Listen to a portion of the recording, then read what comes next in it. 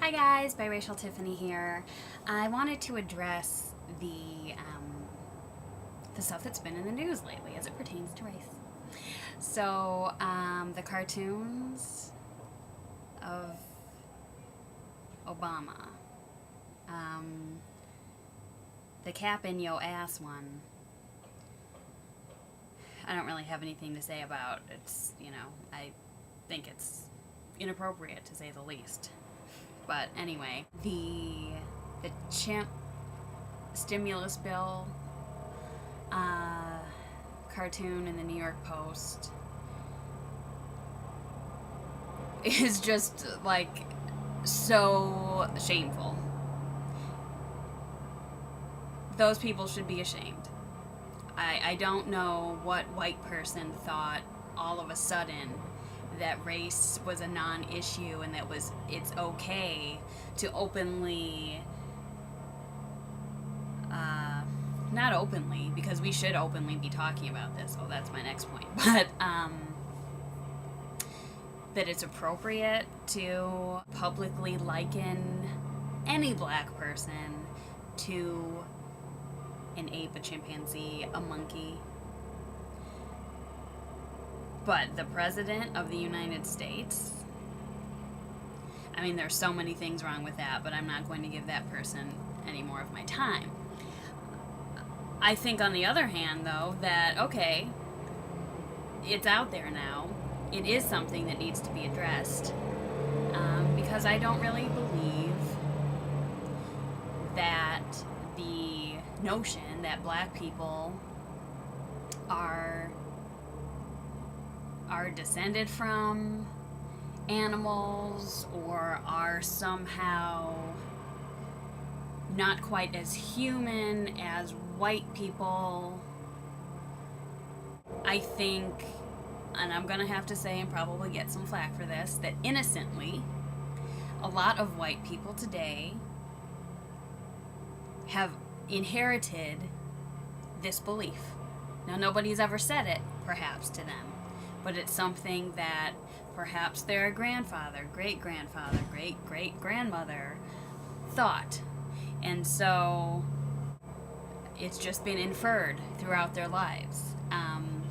This is a total sidebar, but in talking with other biracial girls who grew up in white areas, we have all said that we never had a boyfriend in high school, middle school, whatever.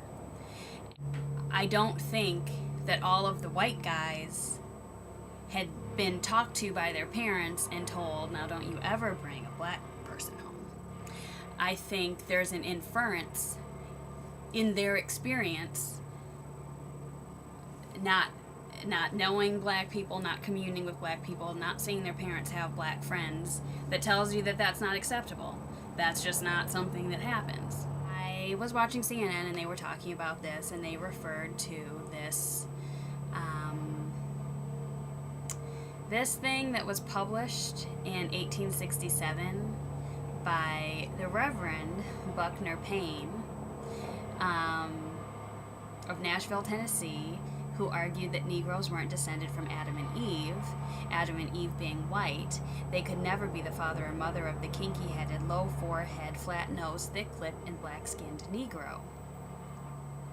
It follows beyond all the reasonings of men on earth to controvert that the Negro was created before Adam, that, like all beasts and cattle, they have no souls. He said, we take up the monkey and trace him through his upward and advancing orders, baboon, orangutan, gorilla, up to the Negro, another noble animal, the noblest of the beast creation. Well, that was generous. So I think this is something that we combat, this notion. And it's really telling that this was a reverend, that a lot of people got these messages in a place under the guise of, godliness and gospel, word of the Lord.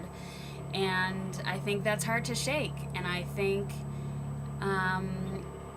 it's really easy to point fingers and say how arrogant and